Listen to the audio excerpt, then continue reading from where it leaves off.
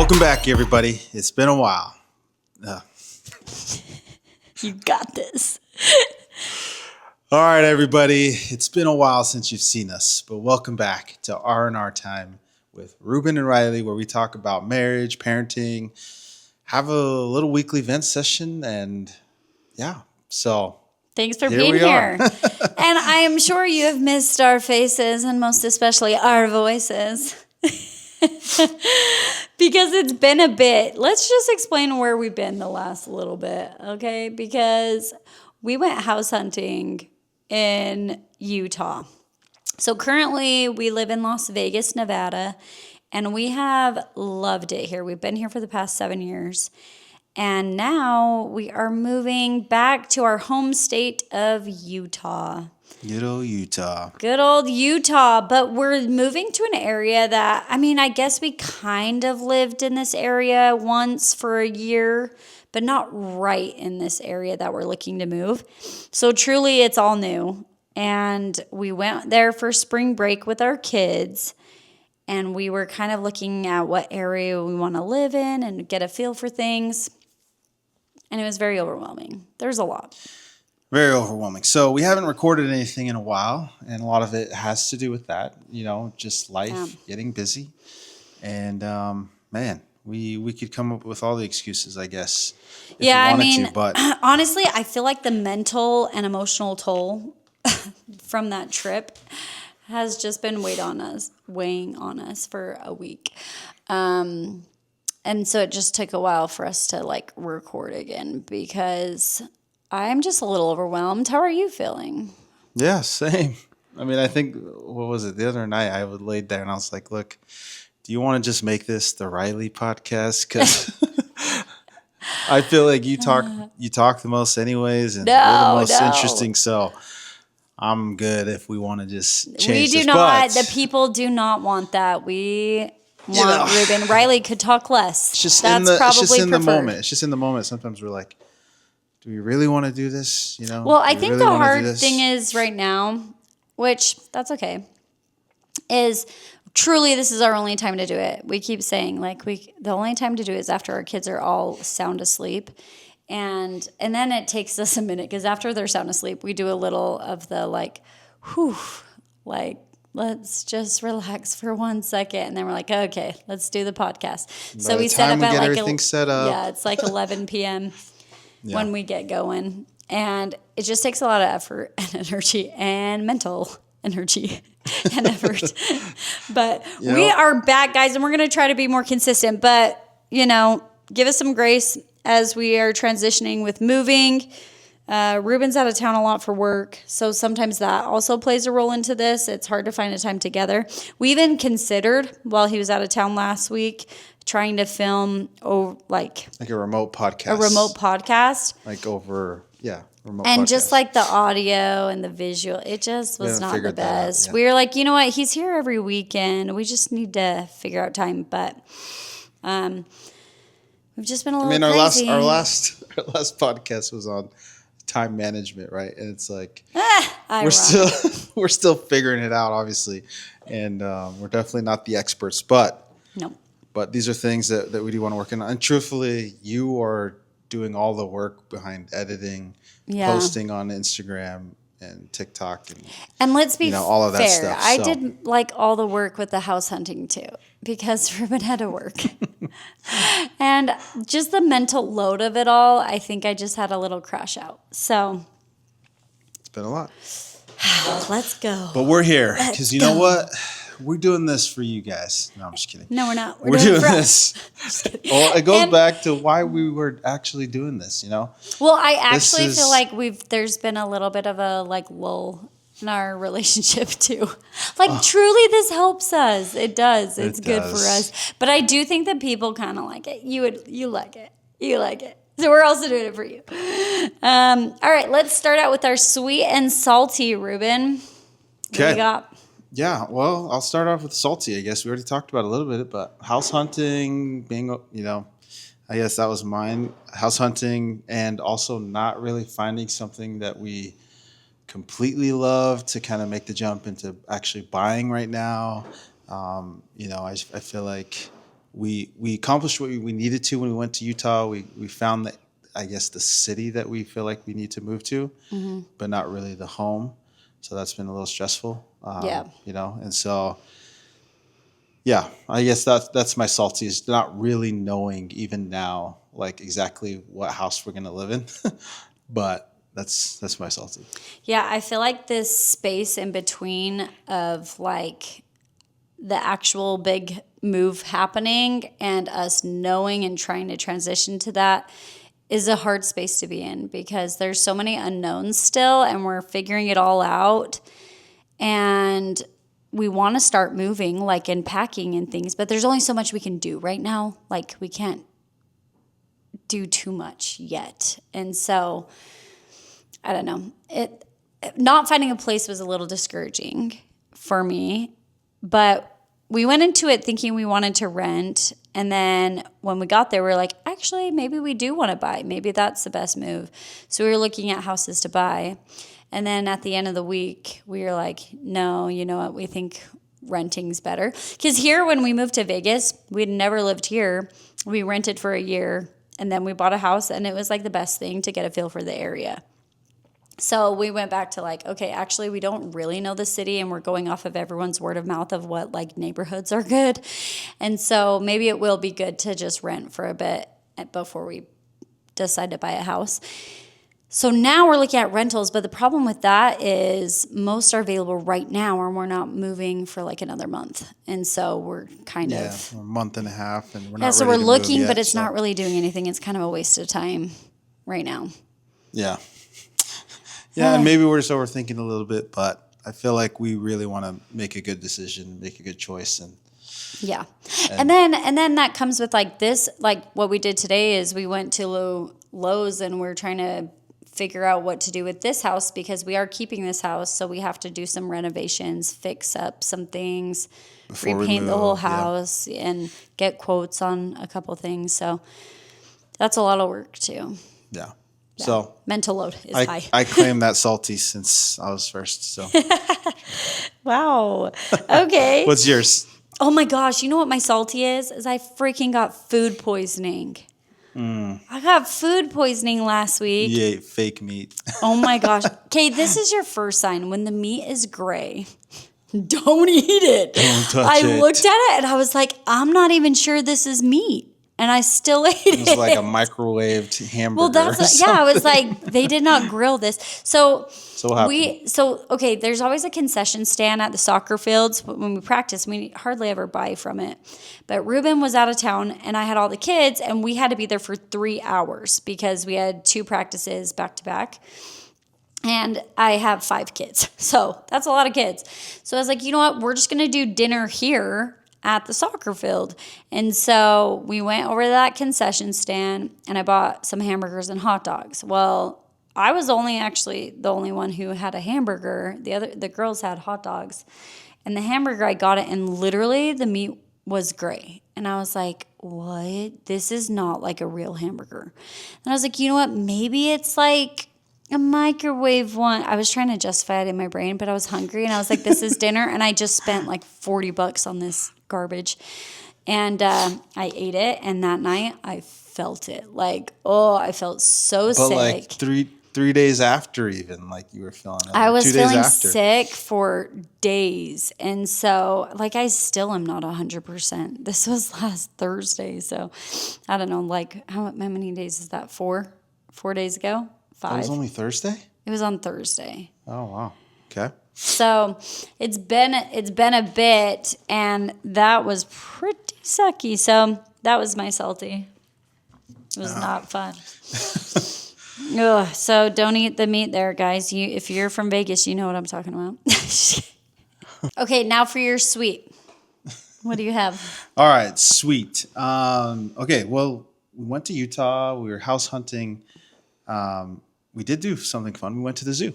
Yeah. That was sweet. Hogle Zoo in Salt Lake City, Utah. We love the Hogle Zoo. We love Hogle Zoo. We've had a lot of but great also, memories like, there. maybe the nostalgia. Like, I don't know if out of state people would be like, "Oh, this zoo is so cool," but we love it. But it was what was it? It was actually Elsie's first time going to a zoo, right? Yeah. Well, other than the lion habitat here in Nevada. Yeah. She's been to that, but like as far as actual zoos go with lots of other animals, Elsie hasn't been to a zoo in Yeah, her I don't lifetime. think she has. So that was like probably her first time like seeing monkeys and giraffes and stuff like in real life. Yeah. And so my sweet is that she loved it so much. It was so fun. And she was just so excited to see the animals. And, I was just thinking like the zoo is in anything, honestly, Disneyland, Disney World, like all of those things are just better with kids. Like we've gone by ourselves before. It's just fun. It's fun, right? Like our honeymoon, we went to the San Diego Zoo. Yeah, that was fun. And that was fun. But to see through a child's eyes. To go there and be with kids at places like that, I feel like it's just makes it better. Like I didn't truly like Disneyland until we went with Livy and she was old enough to like appreciate Disneyland. Like that was like the best time ever. And then ever since then, I'm like, yeah, I love Disney when we get to go with our kids. I like to go just the two of us.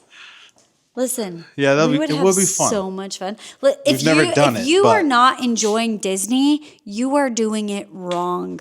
There's a way to do Disney, and if you don't like it, if you've had bad experiences, you're just doing it wrong. You're a hater. You're a hater. Fix yourself or something. Get a new perspective. Okay? Disney's magic.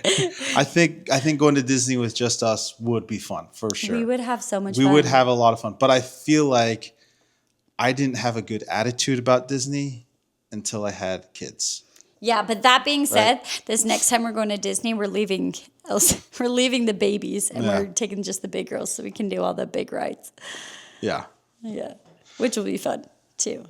But the magic is in like the little ones. The magic is in the little ones when they see the characters and their faces light up. Like that's what makes it fun. So my sweet was we had our scripture study group last week and I've loved hosting it. It's been so fun. But the reason why it's a little bittersweet is because it's probably the last one before we move. And that made me a little sad realizing, oh my gosh, like this is probably the last one because it's called Inklings and it follows our general conference sessions. So we have a new session coming up this weekend. And so there'll be a new study guide for the scripture study group. And like I probably won't be here. I mean, I'll probably be here for the beginning of it, but I don't know. That'll be too hard to host because we'll be moving and stuff. Anyways. Yeah. I just love having friends over. I love, like, we eat, we read the scriptures, we talk about our experiences, talk about Jesus, and get to connect with each other on a little bit deeper level. We have kids come and play and stuff. But anyways, that being said, this is my plug for if you're in the Lehigh, Utah area and want to join my next scripture study group because I need a group, or if you have one already. I need to get one going there, but I have no friends. Just kidding, I do. I have a few friends over there, but not very many. So it's also a time for you to drink dirty sodas. Yeah, obviously. Which is a very Utah thing. So you've kind of like... It's fabulous. I stock up, guys. I have all the sodas. I have the different mix-ins, the different syrups to build your soda. We have snacks. Who doesn't want food and soda and Jesus? Like, truly. Nothing better. If that doesn't scream. Food, soda, and Jesus. Maybe you should call your group that. Food, soda, and Jesus. Maybe that should be a different podcast. A little food, soda, and Jesus. You can start one with your friends. Yeah. Anyways, I'm going to need a new group. So... Because I love it. It's fun. I love that for you. I don't think you've ever said that before. I'm just trying to be sportive. It's very great. He also benefits from having the soda on hand. Yeah, I drink it. You love that for you. All right, let's move into our next phase of the podcast, which is wait. That's interesting. We love this section. Okay. One of my thoughts. Okay, I was watching a reel that came across my feed on Facebook. The comedian, and he was just up there, and when someone from the audience shouts, "How do I kill a kid who's bullying my son?" Maybe we can't. Okay, say don't that. say kill. She was just asking advice, right? Like, what do I do? There's a kid that is bullying my son. What do I do? And he responded, in some sarcastic way. But the thing that he said that I thought was interesting and something good to think about is he said, well, at least he's not the bully, right? Yeah. And he's like, that would be worse. If your kid was the bully, that would be worse, right? Actually, that one little line kind of made me a little emotional because if that were me, if I was the mom asking this question and he said that, it kind of stops you dead in your tracks to be like, yeah, I'd rather that. Yeah, I'd rather be the kid that gets bullied because a lot of times the kids that bully are insecure about something, and they're jealous about something of the person that they're bullying. Or I would say they have a really rough home life. Right. Yeah. And they're projecting. They're projecting, and I think as a child, it's hard to understand that. It's hard, or they don't understand that. Children don't understand, that these bullies are coming from a place of just coming from a bad place. They're not being raised right, or they're just very insecure about themselves. And I feel like once you get older, you start to realize that. But in the moment, and just like he said, at least your kid's not the bully. Like you're doing a pretty good job as a parent where your kid is kind and he's not the one bullying other people. Yeah. He's secure enough in himself that he's not going to go and be mean or unkind to other people. Right. And so good on that mom for raising her kid to not bully. And unfortunately, there's kids out there that you can't control and who unfortunately have home lives that are not great or circumstances that are not great. A lot of times not out of their own fault. But, unfortunately, that's just how it is, and you can't control other people. But at least you can control your own child and teach them not to be the bully, right?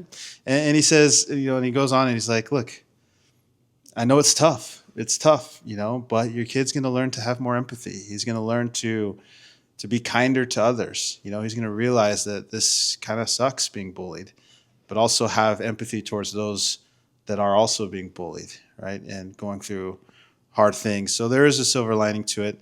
And at least he's not the actual bully. Yeah. But I really love that one line he said. He can't have an easy life and a great character. I mean, there is a lot of truth to that.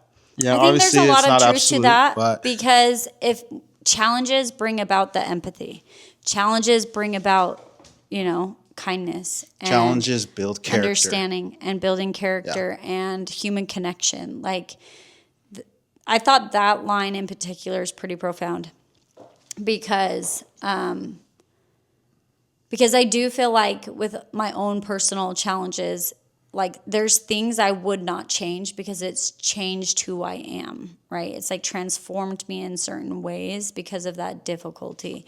And I think that's a good thing. And there's things that you can't save your kids from. There's life experiences you can't save them from. All you can do is help them navigate it and walk with them through it. But those life experiences are what shape them into pretty amazing people. Well, that's the other thing. That's the other analogy he gave, right? He says, you can't pave the forest for him. You can't helicopter parent and pave the forest for him. You've just got to teach him how to walk through it. Yeah. Right? Like guide him through the forest. You're not going to cut down all the trees and just make it this easy path for him. You've got to help him maneuver it, Yeah. And so I think that's great advice, I think a lot of times provide them with the tools so that they're capable of knowing how to handle tough, hard situations, whether social, physical, emotional, whatever. Right. I think it's so easy for us to like try to come to the rescue of our children and make life easy for them and do things for them, but it's not serving them. It's not serving their future self. Actually, that was another video that he had. Same guy.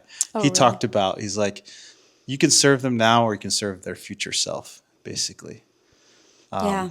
I mean, there's a balance, right? Like, we're not saying don't show up for your kids and let them figure it out. We're saying, Yeah. like, Don't do everything for them. Yeah, don't do everything for them because they need to develop and learn and grow. And I think that's how God works. Like, I think God is like, listen, this is why I gave you agency. This is why I let you choose, because there are things that will shape you and help you develop and learn and grow as you're walking through it. But I'm here. Like, call on me. Lean on me. I'm here. Sometimes he knows that we're going in the wrong path. Yeah. And he's like, okay, just right. let you go. Let's see. You will figure it out, and you will learn more by going down that wrong road sometimes. Yeah, oftentimes the wrong path, well, I'd say most of the time, either the wrong path or the really hard situation is what draws you closer to him.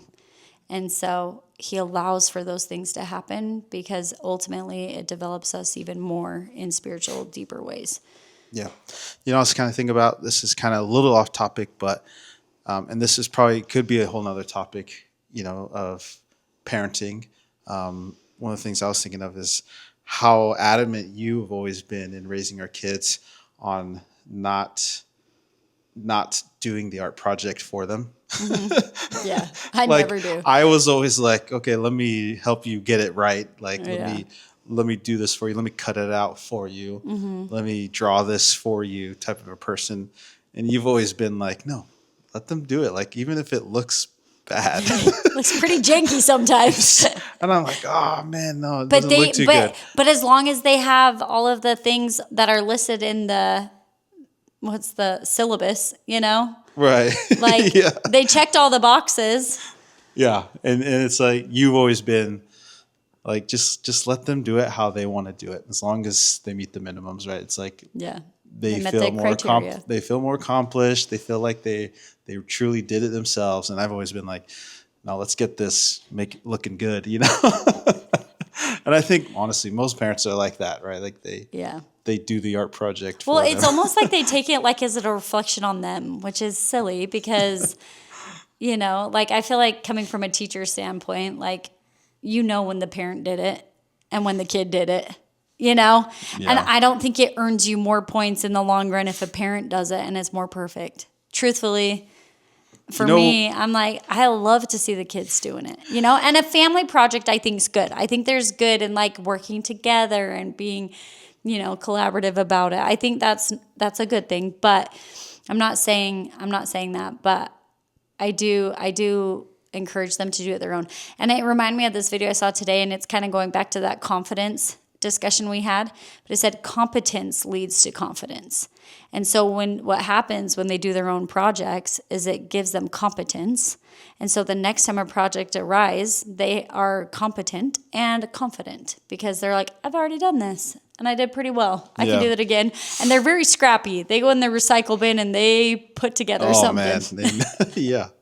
They're very why'd you bring that up? They're very creative. No, I was just thinking that because we were talking about not doing everything for your children, right? Yeah. Like, well, it went from like gaining the experience on their own, but I was like thinking of the whole art thing, because I feel like that you can start doing that in small ways, even with young kids, right? Yeah, it's like it comes down to like not gluing on the eyes for them, the googly eyes. Let them try to figure it out. It doesn't have to like be these huge experiences that they have to have, right? It's like it's the little things too, as well. You okay? Yeah, I was just sneezing. So, oh man, I think kind of going off on this topic of parenting and not doing things for your kids. The other thing that came to my mind, because I also saw something else that talked about Eagle Scouts. Oh yeah, explain what that is for people who don't know. Boy Scouts of America. Eagle Scout is the highest. It's the top rank honor or badge that you earn as you go through the Boy Scout program. And when I was younger, it's not part of our church anymore. Our church used to collaborate with the Boy Scouts of America and do the Boy Scout program as part of our youth program in church. And so, we were very involved, went camping a lot, went hiking a lot. We did a lot of merit badges, a lot of different things. It was great, fun time.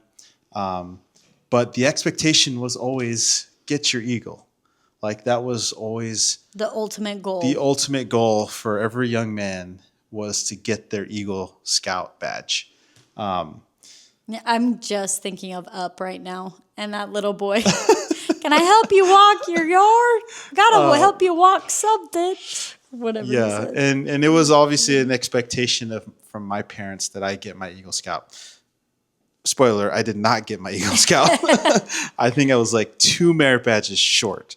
But you were like really close. I was super close, like 2 merit badges and you do a service project at the end. Yeah, like a 10-hour service project or something. Yeah, I can't remember, but I was super close. I helped my brother do his. But the thing is you have to, if you really want to get your Eagle Scout, you need to do it before you turn 16, because once you turn 16 and you can drive and you can start hanging out, driving yourself places. I feel like that was the age where it became harder to be committed to it. I mean, you could do it. You could do it. You have to do it before then. No, you have until you're 18. Yeah. To get it. But truthfully, if you go past the age of 16 and haven't gotten it, your chances of getting your Eagle Scout go down quite a bit. It's true. A lot of people. Is that a made-up statistic? It's not a made-up statistic. But if you ask anyone that got their Eagle Scout, ask them what age they got it. Most got them at 15, 16, 14, 15, 16. And I feel like that was a good time. That's when the parents were able to push them more. Yeah, parents were able to be more influential, and help their kids get their Eagle Scout. But what I was thinking about that is almost every person that I knew that got their Eagle Scout, at least in my group, I would say their moms got it for them. The mom got the Eagle Scout. Their mom got it for them. You know what? That mom did not get a badge. Rude. I mean, I'm not saying I have a wonderful mother. I do. I don't want to discount my mom at all. But she didn't help me with my Eagle stuff. Which is good. My Boy Scout because stuff. You know what? And you've learned to figure things out on your own. She really wanted me to get it, but truthfully, she wasn't going to do it for you. She didn't do any of it for me like my these other kids' moms did, honestly. Like, I feel that's like not a bad thing. They earned it, but really their mom set it up for them. So, I don't know. Maybe I'm just salty because I didn't get my Eagle Scout. Yeah, you are salty. He's projecting. Guys, if you got your Eagle Scout, congratulations. I'm proud of how far I got on my own. It's one of Ruben's life regrets. The other thing is they said that, they always told us, this will look good on your resume. Oh, yeah. Nobody cares. Nobody cares. Sorry, Eagle Scouts. No one cares that you got your Eagle, honestly. So. People probably do now. You know what? It's probably less common. It's Okay, I will say this. Getting your Eagle Scout, going through that journey, I guess it does show the hard work and the commitment, at least your mom's commitment, you put into getting it. So I guess that's a good thing. But truthfully, I've looked at tons of resumes and no one puts Eagle Scout on their resume. So it's funny. Speaking of all of this, can I just say, my sister, she helped her son do a poster for his science project, and it was cute. It was like definitely a family event. Like her husband helped build this catapult thing with their son, and then she helped put together the poster with him, and it was a collaborative thing, and it was really cute.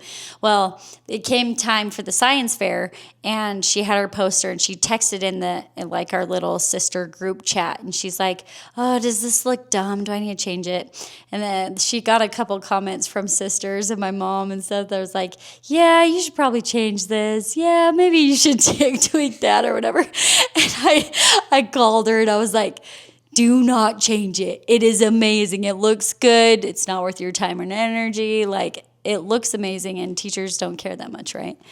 And she's like, thank you. I was feeling so bad. Anyways, bottom line is, the kid freaking won the science fair. Oh my! Did he really? Yeah. I don't think I knew that. He won the whole thing. And it was cute. I feel like it was a good amount of collaborative effort and stuff, but she was worried about it. She was worried it needed to be perfect, And that wasn't the point. The point wasn't perfection. It was that he met the criteria. He presented it well. He knew exactly what he was talking about. Yeah, he knew the distance. He wouldn't have known what from to talk the different about. catapults. Yeah. Like he knew, right? So that he was very much involved. And then you had some mom involvement. You had some dad involvement. It was cute. And he won the whole thing. But the point is she was like fine tuning it, trying to like, the point of my message is like, that was unnecessary. She didn't have to make it perfect, right? But she was like worried about perfection. And it turned out great and it was cute. And she was probably at the end of the day glad she didn't go run to the store and try to redo the whole thing because she considered it. But yeah, and I think it was a good experience for all of them, you know, like her to stress a little less. And then for her son, like he worked hard and it was just cute. And they had a good time as a family. So anyways, I just thought of that because she was so worried about her poster that she helped make. Good job, Liam. Good job, Liam. Shout out to Liam for winning the science fair. Yeah. Yeah, he's my nephew. That's super awesome. Good job, I never Liam. won a science fair. I have. I don't think I've ever joined But I think one. my mom did it. Oh my gosh. Your mom won the science fair. My mom Good did. job, Kimmy. You won that science fair. I think it was her idea.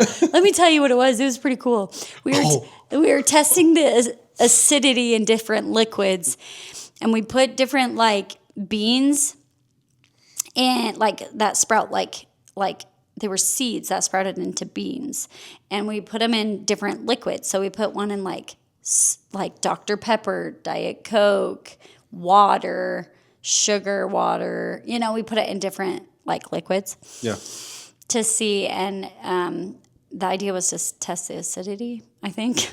I don't know, it's probably wrong. Anyways, just to see. You obviously didn't do it. My mom did it, Kay. You have no idea what your project was about. Okay, but obviously I like presented it well enough because I won. You did? Oh, yeah, that's right. Yeah, I won. Your mom told you what to say. Okay. You know what else I was thinking about? And this actually makes me laugh. Oh, my gosh. I don't think I've ever joined a science fair, but we did have a history fair. Oh, yeah. Do you remember that in middle school? Uh-huh. It was U.S. history. Yeah. Oh my gosh.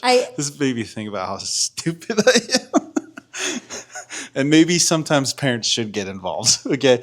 This is why. To save you from public humiliation. Yeah, because I didn't realize how bad this was till after, even now. So we had a U.S. history class, and one of the projects of the history class was to create a presentation, like an actual poster board. Yeah, like a trifold. And present on some U.S. history event, okay? Got it. What was And your topic? I partnered up with George. Oh, no. Oh, no. Me and George were in the same history class, and we partnered up together. George is like my brother. He's my age. We grew up together, and anyways, we're not really related, long distance, but we call each other cousins, brothers. Both Tongans. Anyways, our history thing was on the history of Tonga.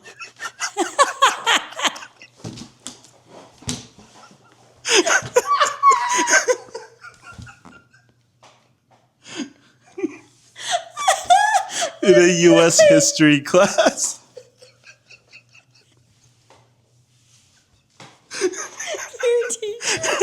Mr. Rose was like, no. I never taught you this. Oh my gosh.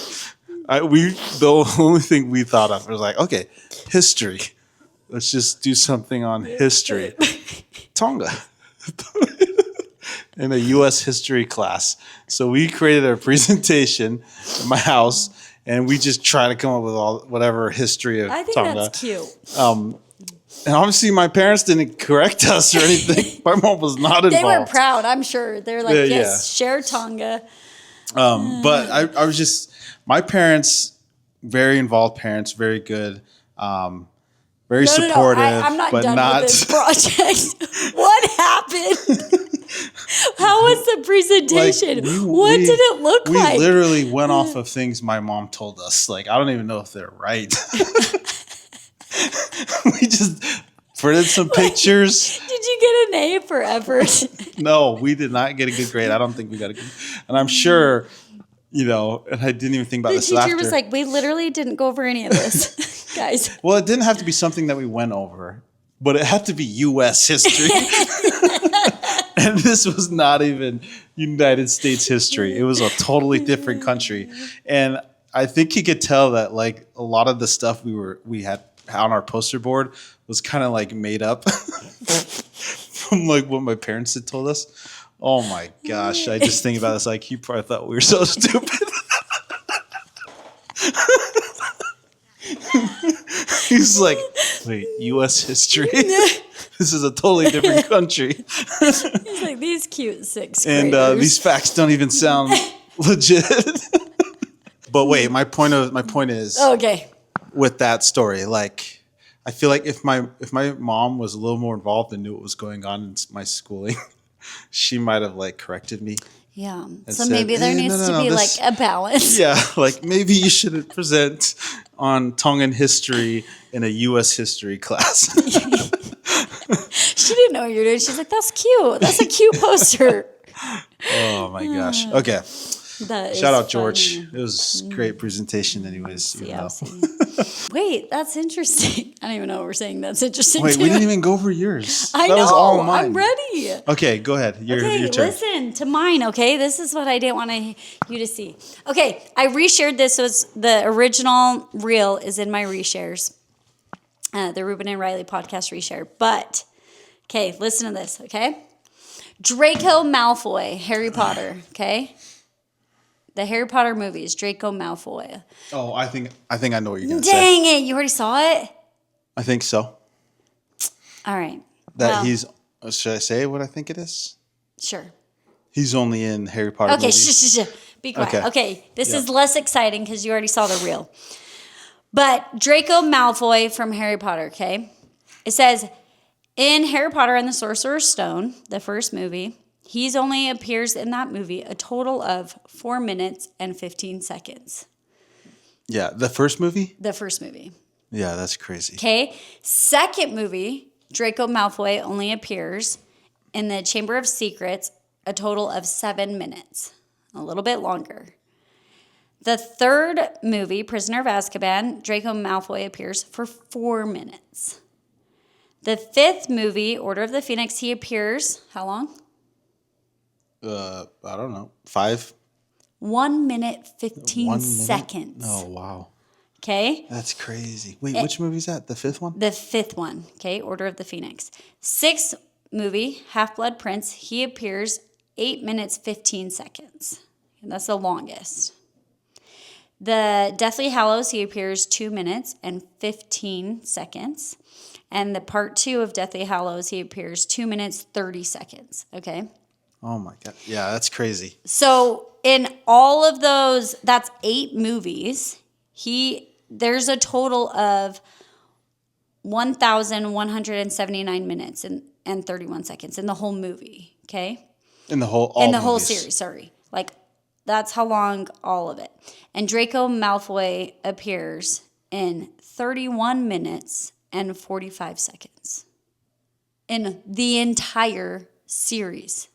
Yeah, and he's such a huge character. He's such a huge character, okay? He only appears for 31 minutes and 45 seconds in all 8 movies.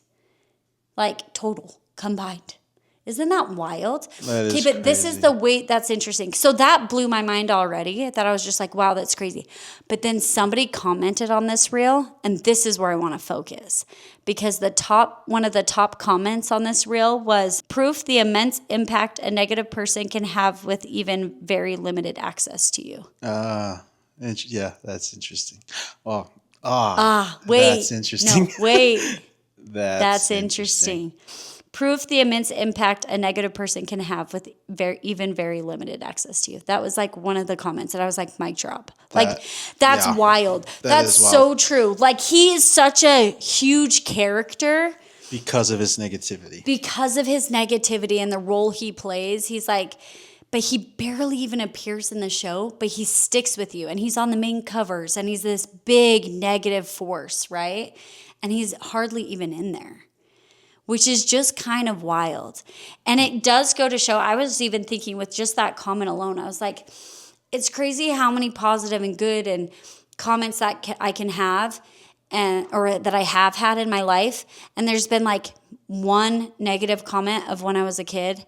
I mean, there's more, but there's like one that's like carried with me to adulthood, right? Yeah. Mm-hmm. So just not too long ago, we were up in Utah. We were with family and we were playing games. Well, it's not a secret, I mentioned it even on the podcast, I think, that I struggle with math. Like, math has always been an insecurity of mine. We were playing games with the family, and this particular game, you had to like add up these points at the end of the game. And when I'm with friends and I know like it's an insecurity of mine, right? I just use my calculator. But sometimes when I'm with my family, I'm like, oh no, I can do it. Like I can do the math, but I just feel a little insecurity, and the insecurity of it is coupled with like anxiety and panic a little, and it like makes me freeze. Like you feel like people are waiting on you to count your points. I feel like people are waiting on me to count my points. And so I made multiple comments, and my sister's like, geez, now you're making me feel weird about it because you're like so like I was like projecting my insecurities. And I made a comment that like, I was like, well, when I was younger, I was like struggling with math and I had to see a tutor. And I was saying like, so mom and dad sent me into a tutor to try to help me. And then my sister stopped me and she's like, whoa, don't like act like mom and dad trying to help you is a negative thing. And I was like, no, that's not what I meant. My point is because I always felt like because I had to see a tutor, right, that it meant I suck at this. Because you struggled enough because I struggled enough to need help, which is so silly because like we all need help in certain things, right? But like it's just always been in my mind that like I'm not good enough at this, and it definitely plays a role in my anxiety around it, you know? And so even with the kids, they're like, Mom, test me math questions, do this. It like, I don't want to do that. Like, it's not fun for me. And I think it's just because of myself, you know? I'm like, go ask Dad. Like, I don't want to do it. I don't want to do it. Yeah. Even with my own kids, you know? Which is silly because I don't want to like push that off on them. I received a negative comment regarding my intellect. And so therefore I've always struggled with that. And so anyways, that comment just stuck with me because I'm like, yeah, man, that's crazy. And even when I was doing like starting out with social media, now it doesn't affect me as much because I've been doing this for a while. But like I'd get a negative comment on social media and it would like ruin my whole day, week, whatever. Like I'd just stew over it. And just because that one comment where like I'd have so many positive things and then one person would say something that was like, wow, that's kind of messed up, and take my parenting a different way than I meant it or something, and comment on that. And that would like negatively impact me. That one little comment would stick with me, but none of the hundreds of positive comments, you know? Yeah. Which I just find interesting that it's like, that person or has limited to like no access to you, but that negative thing can like profoundly impact you. And stick in your mind. Yeah, and stick in your mind. How do you get that out? I mean, you know, I'm not a therapist. I don't know. I mean, just thinking through that, it is so true. Like, and that's why I think it's so important that and it kind of goes back to the whole bully thing, you know, that we initially talked about. Like, it is so important to be kind. It is so important. Your words matter. Negative. Right. You know? Right. Because, I mean, that one mean thing that you say could ruin someone's life. Yeah, or that could be the one thing they carry with them forever. And it sounds dramatic, but it's true. It's true. Yeah. Like, I remember one time in middle school, somebody made fun of my laugh. And to this day, I think my laugh is so obnoxious. Because, like, I kind of am like, oh, I'm laughing too hard. Because, like, someone made fun of my laugh. It's just silly. It's silly. Like, we're kids. Kids say dumb things. But, like, it's like, I remember that from middle school, you know? Yeah. No, I feel like there are a few things that even myself, I've been made fun of before that still affect me today. And I think it goes to show, like, even when you're trying to, like, because, okay, I'm going to say there's one thing I love about Polynesians is they joke with each other. I love it. But also, I just want to say there needs to be a level of like kindness and being considerate of that.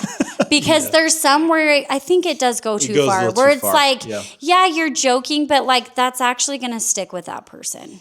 Like they may laugh back, but be kind and be considerate of what you're saying. Your words matter. So, I think, because I was part of that, obviously, and I think a lot of us realize that now.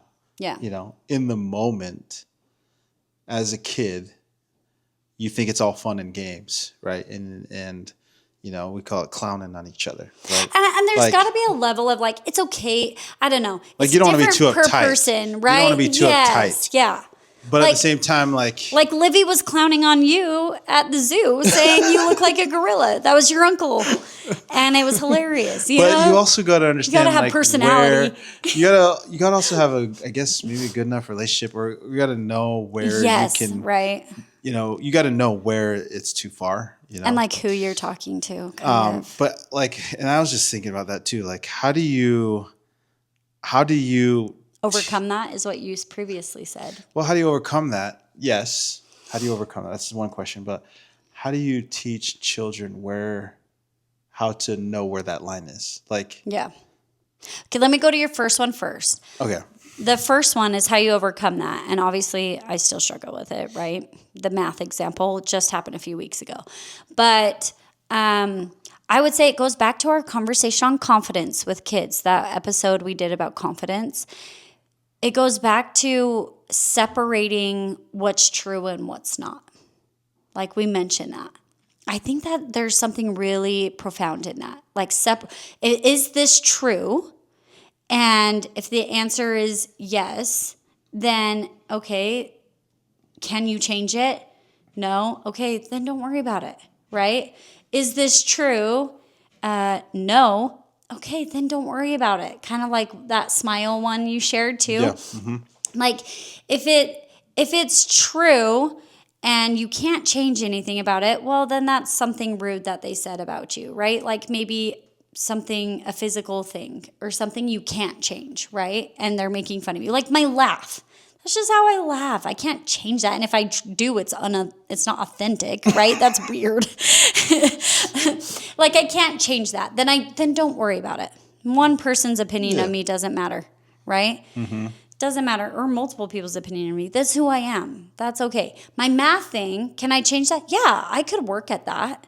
If I wanted to. I also could separate truth and not. Am I really super sucky at math? No, like I can do. No, you're not. You're really not. Yeah. I can do addition and subtraction, and that's pretty much all we're doing in those games, Mm-hmm. But I overthink it, and I get so stressed. So I need to separate. Like, you know what? That's actually not true. And if you just take a minute and breathe and do it, you're fine, and you do it right. Yeah. So I think there's a skill in maybe teaching our children. Like, okay, is that true? No. Okay, then don't worry about it. It's not true. It's not true, And if it is true, well, I can't worry about my red skin. Like, like Elsie likes to point out, I have red skin, and I do. And sometimes it's not red, but sometimes it is. Elsie's a bully. No, she's not. Don't say that about my child. She is a bully. Don't say that about my child. Okay, she's not but she's a bully to us. She's 3. She's not a bully to other kids. She's a bully to her parents. She's a bully to other kids too, though. She struggles with other kids too. Listen, she's 3. But like, okay, that's something I can't change about myself. I just need to own it. That's okay. It's all right. We like red. Ruben says red's his favorite color. It is. Yeah, like it's fine. This is just how I am. So I think you got to own it a little bit and not worry about it. But obviously, easier said than done. Yeah. What was your other question?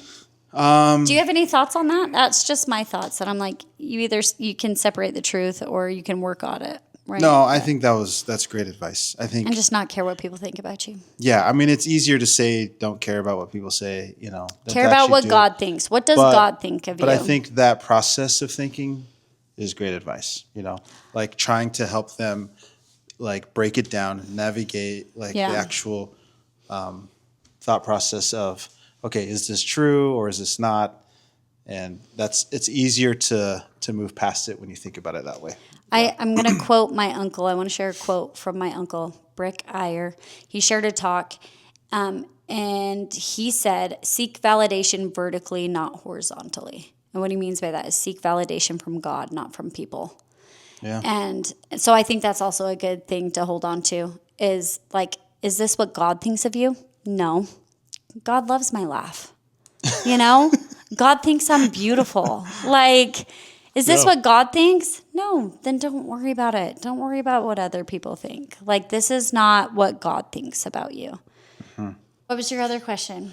Well, we were just talking about, kids like to joke around and sometimes it gets a little too far.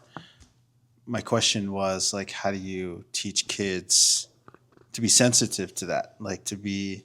Well, let's talk about our own kids. Because I feel like we just had an experience with this. Is the girls, Livy and Emily and Ruby were playing, they were playing Super Mario Party. And Ruby was getting all emotional, which she is a little overly sensitive with games and things like that. And Livy and Emily were just laughing at her. But she started to like tear up. And they kept laughing. And so we had to pause and be like, okay, we had to talk to both of them, all of them, right? So we're like, Livy and Emily, do you see that she's upset about this? She's asking you to stop and you're still going. Yeah. So number one, respect what other people are asking. If they're asking you to knock it off, then you need to stop. Yeah, you've gone too far. You've gone too far, okay? Yeah. So, read the room a little bit. She asked you to stop, so stop. Also, she's crying. Can you see her face? Like, she's getting emotional. It matters to her. They're like, that wasn't a big deal, though. To you, it's not a big deal. But to her, it is. So maybe you don't understand why her feelings are hurt, but they are hurt. And so that's when you instantly go, oh, sorry, Ruby, I didn't know that upset you. That's when you just put a stop to it. Because we're going to laugh or joke or do things that, like, maybe, I may say something that I didn't know upset you. And vice versa, right? Yeah. But if you can see that or communicate that, then it's like, oh, sorry, I didn't know that was offending you, or I didn't know that was upsetting you. I'm sorry. Well, I think it's just a good social skill to teach kids. Like, they're going to come across lots of situations where they're going to have to really read a person, right? Yeah. And know how whatever they're communicating is coming across. Yeah, and I would say like. Bullying's like an extreme. I would say this maybe isn't bullying, but a comment that you're saying or something can really hurt somebody, and you may be totally unaware. Like, you didn't mean it that way, or it came across wrong, right? Maybe depending on how it was delivered. Mm-hmm. And that could change everything for somebody. They may be like, man, I thought we were friends, and now I don't know if I want to be your friend because of that one comment, right? So I think it is an important life skill to be like, man, okay, I think I actually upset her or him. Like, they're not talking to me anymore or they're acting weird. That's when you go and communicate and be like, hey, sorry, did I say something? Right. Or something like that, I feel like is a good way. So, like, read the room. If it's starting to hurt them, if they ask you to stop. If you can see that they're emotionally impacted, that's when you stop, right? Yeah. You went too far. Yeah. It's not to say like you're going to be perfect and you're never going to offend somebody, because that happens. And then I think on the other side of it, like, we also had a conversation with Ruby, and we're like, Ruby, like, I'm sorry that hurt you, but it is just a game, and if it's feeling like too much right now, maybe we should take a break. Yeah. Like, it's supposed to be fun. Kind of being a little it's supposed to be fun. Yeah, it's supposed to be fun. If it's not fun, maybe we should take a break. So I think there needs to be that side of things too. Like, as parents, that's another thing we can communicate. Like, well, did they mean to hurt you? And if the answer is no, then it's like, okay, you need to give them a little grace for that. Like, they didn't mean to hurt your feelings, right? Like, and if it did hurt your feelings to where it's still upsetting you, then that's when you go to them and be like, hey, like, this made me sad when you did this, you know, and then we teach our girls how to respond in that way. Like instead of them being like defensive, because sometimes the response is like, well, I didn't mean to hurt you. Like, you know, sometimes the response is not very sympathetic. Yeah. But then we can go in and be like, okay, well, no, the response is like, oh, I'm sorry, that hurt you. I didn't know. Or something. I'll try not to do it again. Yeah. So these just conversations, I think, sometimes play out with our kids. And that's kind of the nice thing about having siblings is you can kind of practice these situations, you know. They play out often. But I don't know, any other things that you're thinking of? But I feel like we go through the emotions kind of with our kids. Yeah, no, I think it is, like you said, it's great to have siblings to practice this with. Yeah, sorry. Like in a safe way, really. In a safer way, you know, where we can actually control and pay attention and give advice and help direct. And so it is, yeah. So. And then again, like we try, like kind of going back to the art project thing, we try to have them resolve it on their own. If not, we can step in and give little tidbits of information like, okay, wait, she's crying. Do you see she's crying? You know, to see if they can kind of make the right conversation choices. And if not, then we can break it down and like have a teaching moment. Yeah. Yeah. The other thing I was thinking about is it is healthy to have a little bit of support. No. Oh, because you do. Yes. Like we don't want to be the art project people with zero support. Right. But also like there needs to be some guidance while letting them take the lead. Yeah. No, I was thinking more of like teasing and joking. I think a little bit of that is actually pretty healthy and a sign of a good relationship. Hey, actually, I saw something. I love Polly's joking. Yeah, but I agree. There's got to be balance in everything, right? You've got to know when to stop. You've got to know someone well enough to know where there's just boundaries you shouldn't cross, right?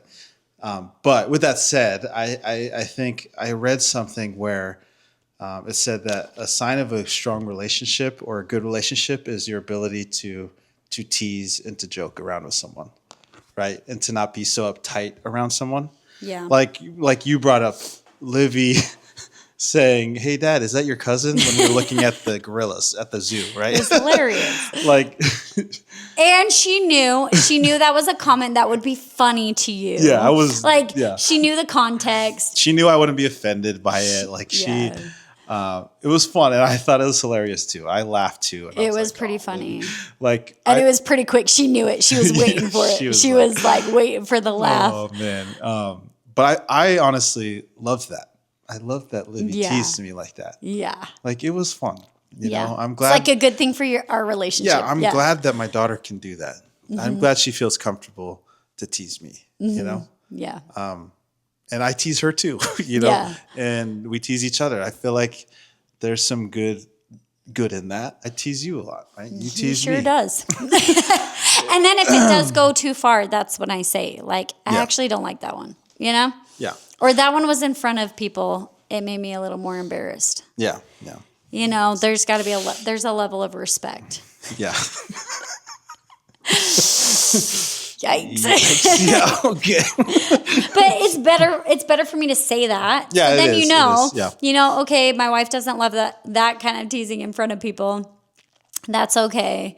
Mm-hmm. Like I'll be more mindful of that next time, you know? Yeah, but I think it's healthy knowing that we don't always get offended when we joke. I was going to say, there's also been moments where you've said, like, okay, I'm sorry that offended you, but like, try not to be so offended by something that I was saying lightly. Like, and so I think there was like, okay, I hear you. I'll try not to be so mad, but please hear me that I don't like that.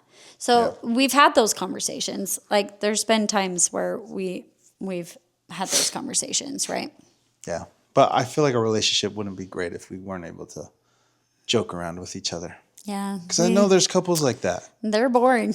They don't like to tease, or otherwise like one person gets offended too easily. Like, I feel like if you get offended... I'm trying to joke and you're laughing and you're being very serious. I feel like if you get offended every time you joke around, like, you just don't like each other. So yes, there's definitely boundaries that you shouldn't cross, but have a little fun.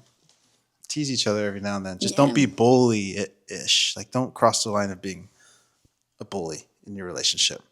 I don't know how we get along. We just went on this path like this. There's dots. To all these topics. There's dots that have connected. Yeah, there's dots. So earlier in the podcast, we kind of mentioned that we're moving. And so, I mean, we talked a while about these other things. So this will be a brief part. But we kind of wanted to talk about, because we had people ask us, like, Utah culture versus Vegas culture. Because now, you know, we grew up in Utah. And then we moved to Vegas. We basically were raising our kids here in Vegas, and now we're moving back to Utah. And just some of those dynamics, pros and cons of how we feel about the different cultures, because there is a different culture. Utah culture is very unique. Yeah. And in good and bad ways, you know. But maybe some fears, some excitement of this transition. Yeah, I think one of the main reasons why I thought this would be good to talk about is I strongly believe after moving away from Utah, and this could be anywhere, wherever home is, I strongly believe that after moving away from home, our home state, for this many years was such a beneficial thing. Oh my gosh. For our relationship. It was for our relationship, yes, as a couple, individually. It was so good for me. So for context, I was born and raised in Utah and northern Utah, which is, you know, Vegas is pretty close to southern Utah. It's only a couple hours away, but we lived northern Utah, so it's like 7 hours away. Anyways, I was born and raised in Utah, and I never lived outside of Utah. I went to Utah State University, and we got married. We lived for like 2 months doing summer sales in Seattle, and then we lived in Utah. So prior to moving here, I had never lived outside of Utah. And I think moving to Las Vegas was so good for me. So good for me, because Utah culture is very unique. And I'm realizing that more as we live outside of it. I'm like, oh my gosh, it is so unique. But growing up, that's all I knew, you know? Yeah. And I think just in general, whether you're from Utah or anywhere, I think, and I every had state a stronger has their opinion, own culture too. I think everybody needs to move away from home.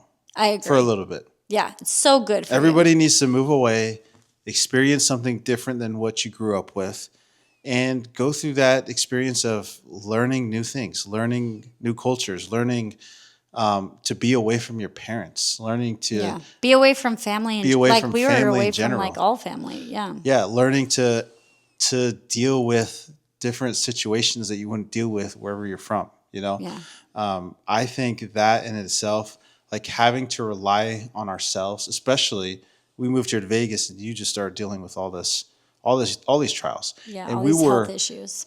And it would have been so much easier to deal with this while we were there in Utah. By family.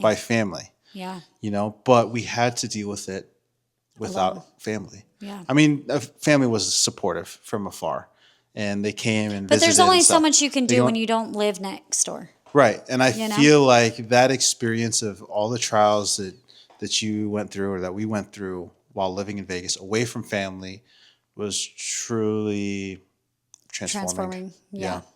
You know, and we needed that, and I'm grateful for it. And I think I've told this to my little brothers before.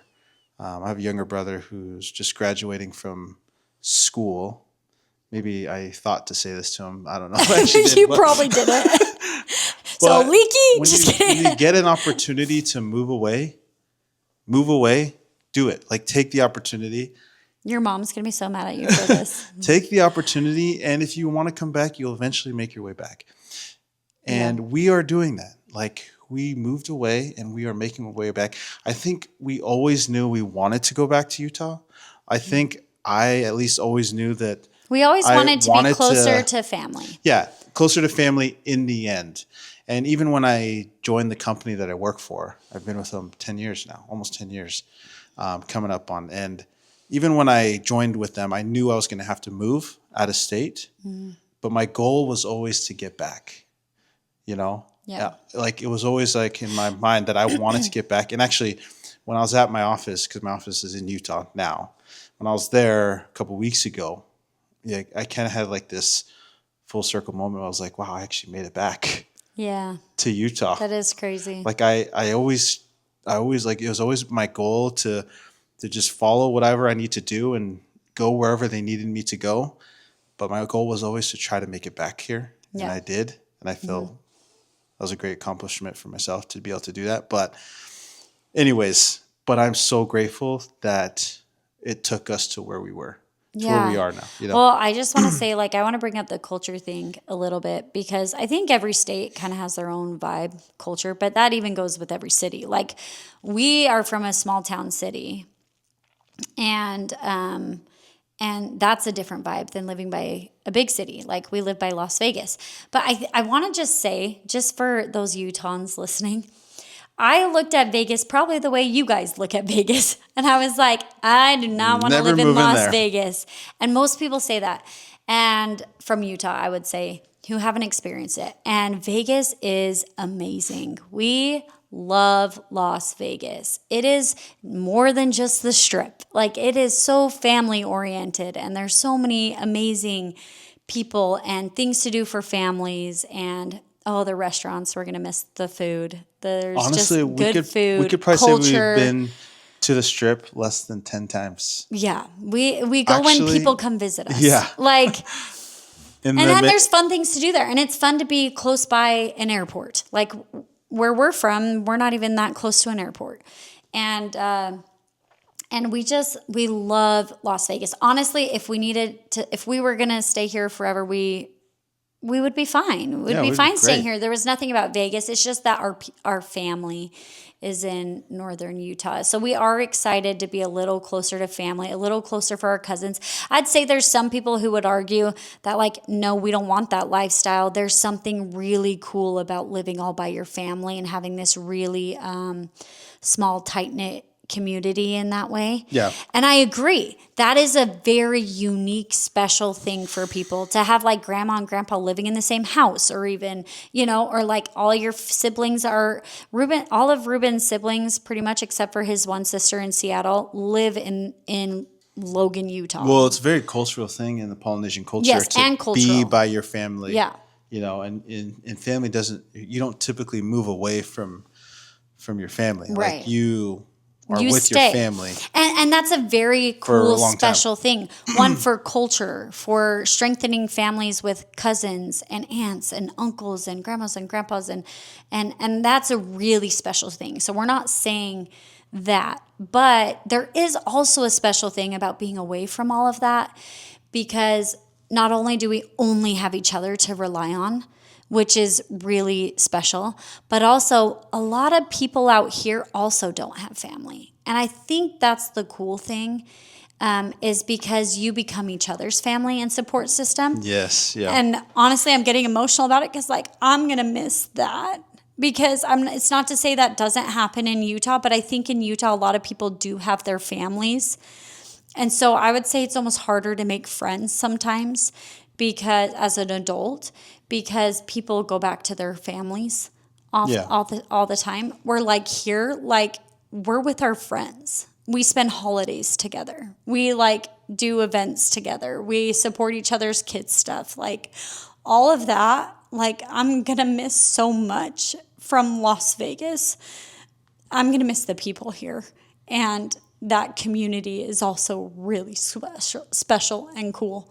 And also, it's been good for our family. Like, I would say when we first got married too, like, we were very poor. We were in college, and I would go and eat food at my parents' house. And then Ruben would get off work, and he's like, oh, well, we don't have money, so we don't have a lot of food at home. And he's like, what'd you eat? And I'm already full. And he was living off of, like, whatever scraps we had at home. And then when we moved away, even just a few hours away, that made it so it was like, okay, let me take care of my husband a little bit here when he's been working all day. And that was a good thing too, know? So I feel like we've done that better with each other, just like supporting each other in what we need, because we can't just, I just thought it was wild. Like, which I think is so cool, but it was mind blowing to me just because we've been removed from it for 7 years. It was wild to me when your brother texted the family group chat and was like, hey, can someone just bring us dinner? We're sick.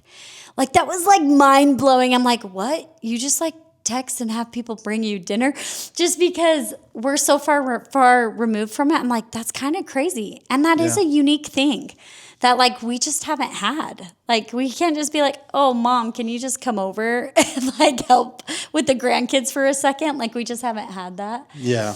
And there's benefits to both, right? But yeah. I think like what you're saying is by moving away, we removed the easy button.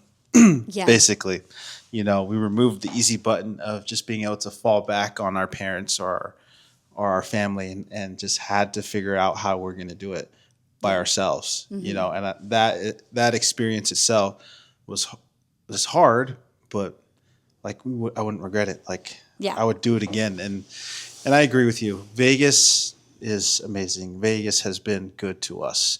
Yeah. And, I talked about how I always wanted to make it back to Utah, but like you said, truthfully, I actually wanted to, like, in the end, like I actually wished we could have stayed here. Well, I don't know. Personally, like we go back and forth with that, but I would have been, I would have been totally. Here's the thing: is we thought we were putting down roots here. We kind of thought maybe we'd stay here long term, and then everything kind of shifted. And I felt like you were like more ready to go, and I was like, wait, I thought we were putting down roots, and it was just a harder like mind transition for me and emotionally to navigate that.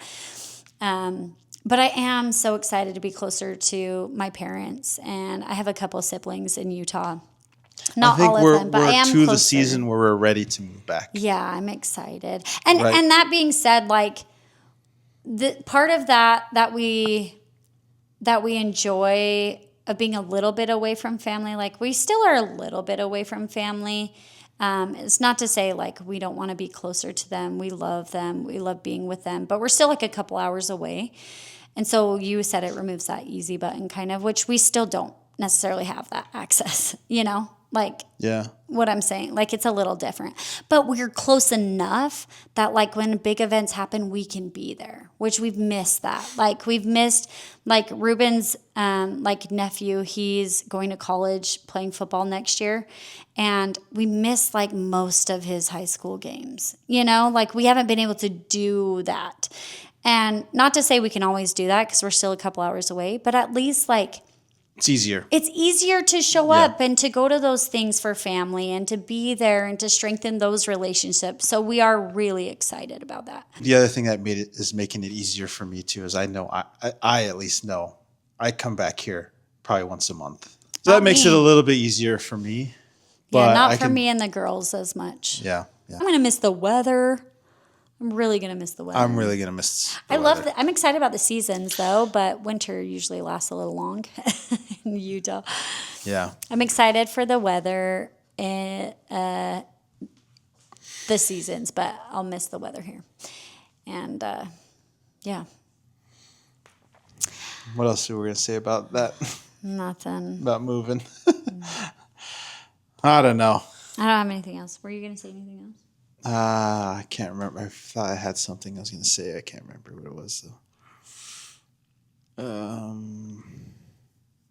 You know what else I'm kind of excited about is I feel like typically in Utah you'll see a little bit more of the bigger yards and like kids in the street playing, and the houses don't have stucco. Man, you really do not like stucco. I do not like the stucco. It's just not the cutest. And truly, Vegas has better food than Utah. Better food than Utah, hands objectively down. So. That's not just a subjective thing. Like we're gonna miss objectively. the food. I don't know what I'm referencing as far as statistics, but I'm pretty sure it's true. I'm pretty sure if you researched that was legit. Okay. But that's truly something. I at least know I will be coming back here every month or so, and I can eat the food here. But honestly, like Ruben's family all gets so excited to come here and eat the food. Honestly. We have a separate chat where it's like they just share places to eat in Vegas. No, and my parents were actually sad that we were moving back. I know. Utah. Actually, that was disappointing.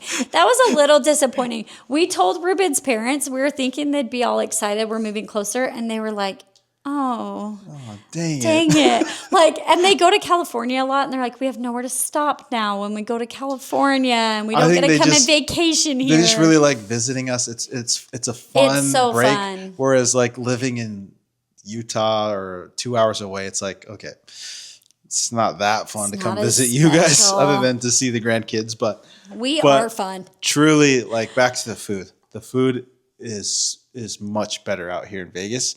And yes. Like we went to Utah last week, and every time I go to Utah, I'm like, okay, can we just find something? It might be annoying for Utah people to maybe hear that, but like it is so true. And we're not just saying that. Like it is so true. Like Utah, I'm not saying Utah has bad food. I think they just don't have the many options that we have here in Vegas. Okay, transitioning from food, I just want to share culturally, like Utah is predominantly white. And I am a little worried about that because there is so much diversity here. And I love the diversity here. And I actually am a little like not looking forward to that somewhat for Utah. But you know what I am looking forward to though, is there are a lot more Polynesians in Utah. And so I'm excited for that for my kids. So yeah, it's predominantly white. However, we're planning on, hopefully getting our kids in like more like Polynesian dance classes and maybe language classes and going to a church that's full of Polynesians. And so I'm really excited about that because I feel like our girls have also, that's the negative side of being away from family, is I feel like they're a little bit more removed from the culture. Yeah. And which is a big deal. A big deal. Yeah. And I'm very excited to go back to a community that has more of that. So I'd say overall as a state, they're predominantly white, but I think the area we're going to and some of the things we're going to immerse our kids in is going to give them more of their own specific culture.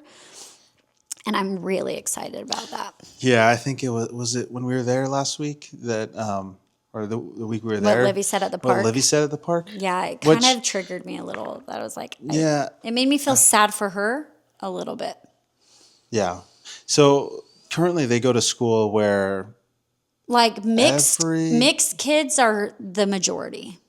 Most are mixed probably. Yeah. Or like there is an even distribution of cultures, skin colors, ethnicities. It's amazing. It's like, beautiful. That's how it is. It's just more diverse out here. Yeah.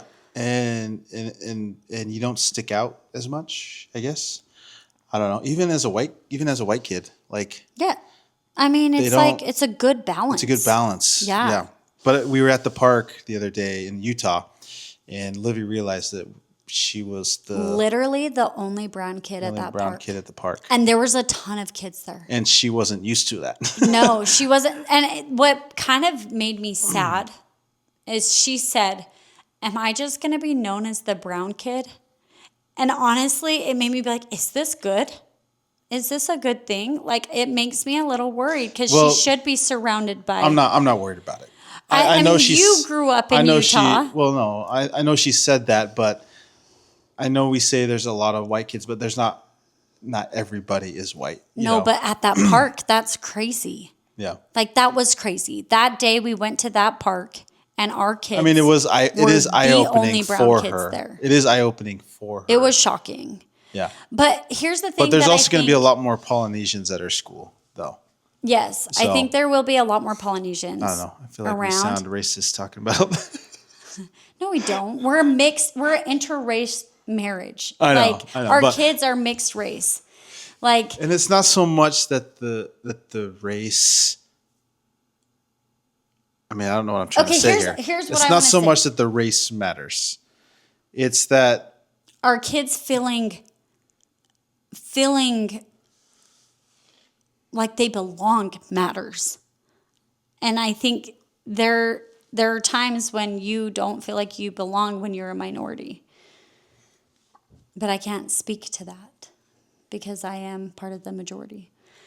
But here's what I want to draw an experience of where my hesitation comes from, okay? So we've been dating for quite some time, right? We met in high school. But in college, and this was after we were married. After we were married, I was a part of this diversity ambassador group. So I was an ambassador for Utah State University, meaning I was a part of their like recruitment team. And we held different leadership conferences. And one of the conferences that we did, and I was over the diversity. I was with a few other ambassadors. And it was kind of interesting because out of those ambassadors, I was the only white person out of the diversity ambassadors. But I think it was because I was married to you.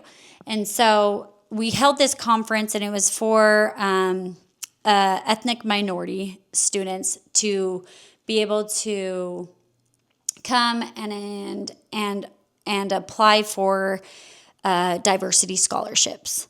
And so we had this event, and at the end of this event, some got scholarships on the spot. It was really cool. But anyways, we had this panel, and we were asking the kids questions about about diversity and what it was like for them growing up and their cultures and their experiences, and just kind of having this what do you call that? Just this discussion. And I'll never forget this one kid because she spoke up and she said, I've always struggled because my mom's white and my dad's, I don't remember what he was, but it was, say Tongan, right? I don't think that's what it was, but we'll use us for an example. My mom's white, my dad's Tongan. And I've always felt like I didn't belong anywhere. And I'm like, we were married, we didn't have any kids. And it just shot me in the heart a little bit because I'm like, are my kids going to feel like that? She was like, I was too white for my brown family, and I was too brown for my white family. And I kind of felt like I didn't fit in anywhere. And she had this a little bit of an identity crisis around being a mixed race kid. I will say I feel like there's even more today, but I can see that happening for our kids, a little bit of that. And so when Livy, our oldest, who's 11, made that comment at the park, it kind of made me question if this was a good idea to move to a predominantly white state.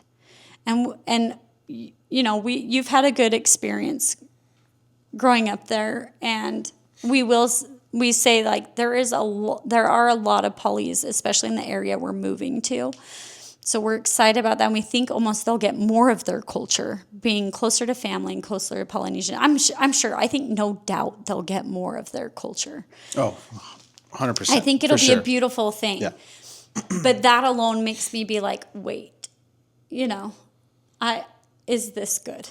And I think maybe some of that identity crisis just comes with being a mixed race kid a little bit. But that's where I'm like, okay, we need to navigate this well for our kids. Yeah. And I love that about Vegas. Vegas just naturally is really well balanced and very inclusive. And, you get people of all different kinds of races and nationalities and everything. Yeah, it just makes it more fun and interesting. Yeah, and I feel like they're so understanding and want to learn about you and your differences, and you don't stick out, Yeah. I just want to hear your perspective of it, because I now mention that, but I'm the white person, so I'm just a mom who's concerned, about my kids. Was there a moment you realized you were part of the minority? Yeah. I grew up, I'm grateful for Utah. I loved my upbringing. I knew I was a minority growing up. In fact, I went to Woodruff Elementary in Logan, Utah, and there are a lot of Hispanic kids there, mm-hmm.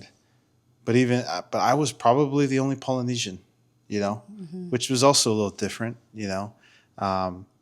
more unique. More unique. I feel like we had more Hispanics than other schools did.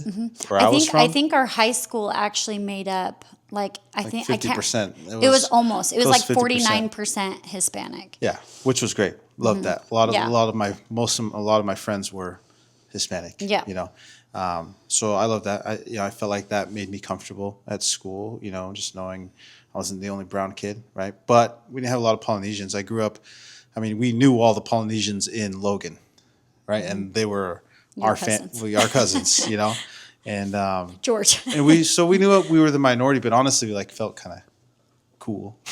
Well, you guys were cool. Listen, Well, I guess that's the thing is like everyone just wanted to be your friend. I felt like it was like a good thing. Everybody was like, they're so cool. Like it was a good uniqueness. Like we were like, oh Yeah. man, this is awesome. Like, but You guys also could perform and show think- us your dances. yeah. But I think also at the same time, like we did wish maybe there were a few more that we could, be friends with. I do remember when I was younger, one time, one of my neighbor kids asked me like why my nose was so flat. You know, See? I was like, I don't know. It's just how my nose is. Is my nose flat? I don't know. Like, is it? And it's just like that's like a pretty common Polynesian feature is flat noses or like the nose which our kids are getting. They all have it. It's so cute. The Polynesian nose, but so I guess that, but I don't feel like that really ever affected me.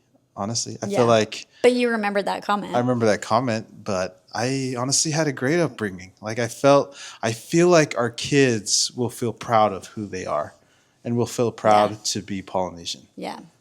And to be proud to be Tongan in their schools. Yeah, I hope they are. I feel like the general feeling in Utah is like the Polynesians They're cool. Are cool. It's true. It's true. They're good athletes. They've got interesting culture. Like I feel like people think that in Utah.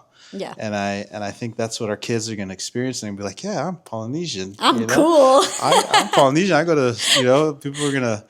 So honestly, that was my feeling growing up. I didn't feel.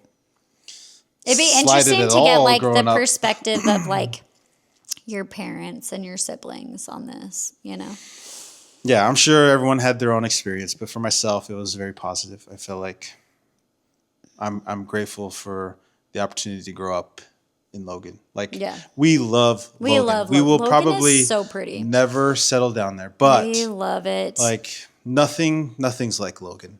No, nothing's like Logan. It's like its own little world out there. Yeah. It's kind of but it does feel far away. Like it's because you have to go through like a canyon to get there, but it's just really pretty.